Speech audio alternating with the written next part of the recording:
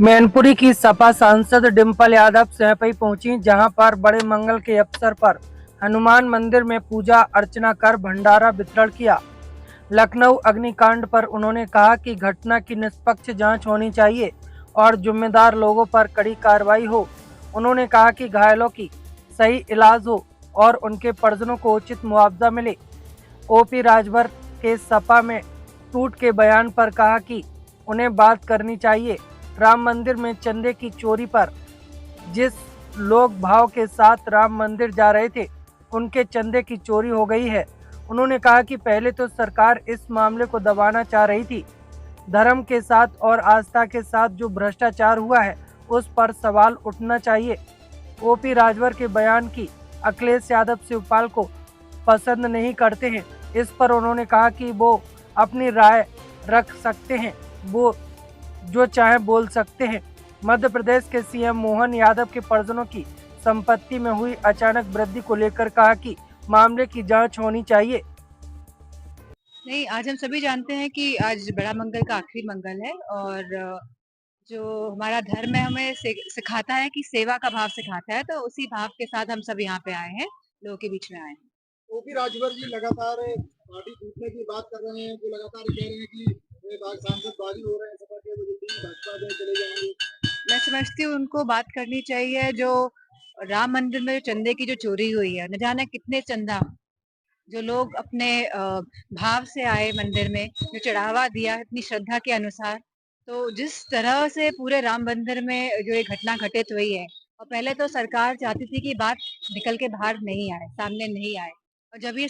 बात निकल के सामने लाई गई तो पता चला है कि जो अनुमान लगाया जा रहा था उससे कई 100 करोड़ों का इसमें घोटाला किया गया है। और कहीं ना कहीं राजभर जी को इस पे भी सवाल उठाने चाहिए। इधर उधर की बातें करते हैं, लेकिन जो मूल मुद्दा है वो है कि जो श्रद्धा के साथ और जो धर्म के साथ जो भ्रष्टाचार किया सरकार ने, सवाल उस पर उठना चाहिए। ओपी राजभर जी लगातार ये भी कह रहे हैं कि अखिलेश जी और सुखपाल को पसंद नहीं करते हैं, तो आने नहीं, वाले वो समय में वो समान वो अपनी राय अपना मत रख सकते हैं, वो जो बोलना चाहें बोल सकते हैं। एमपी के मुख्यमंत्री मोहन यादव के मुख्यमंत्री बने हैं, उसके बाद से उनके परिवार वालों को संपत्ति 188 एकड़ पर गई है। एक रिपोर्ट में भी आया है। नहीं, अगर इस तरह की रिपोर्ट आई है तो इस पे मतलब कि अगर इस तरह खुलासा किया गया है तो कितनी सच्चाई है कितनी सच्चाई नहीं है ये सब नहीं जानते, तो इस पे जांच बिठाई जानी चाहिए, मेरा मानना है, अगर इस तरह की कोई खबर आई है सामने तो।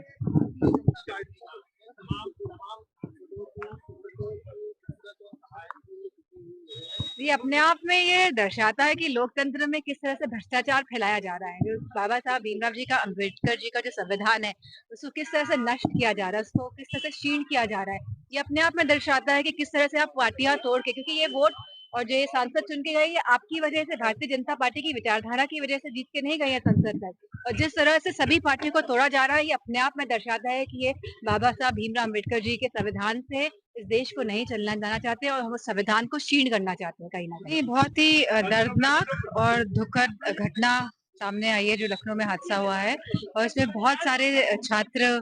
ने अपनी जान खोई है, तो उन सभी परिवारजनों के साथ हमारी संवेदना है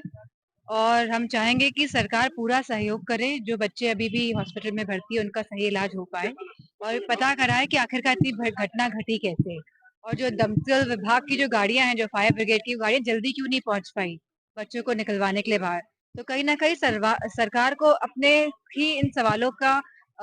उत्तर खोजना चाहिए, और इसके लिए रिस्पॉन्सिबिलिटी यानी कि अपनी जिम्मेदारी लेते हुए परिवारजनों को ज्यादा से ज्यादा मुआवजा देना चाहिए, और ये आखिरकार घटना क्यों हुई और उसके लिए जो लोग जिम्मेदार हैं उनको भी चिन्हित करके इसके दायरे में लाकर उनको सजा मिले, इस पे कार्य करना चाहिए। और जिस तरह से जैसे बच्चों के जो जिनकी जो मर गए हैं इस घटना की वजह से, जिनके परिजन बात करना चाह रहे थे, और जिस तरह से माइक पब्लिक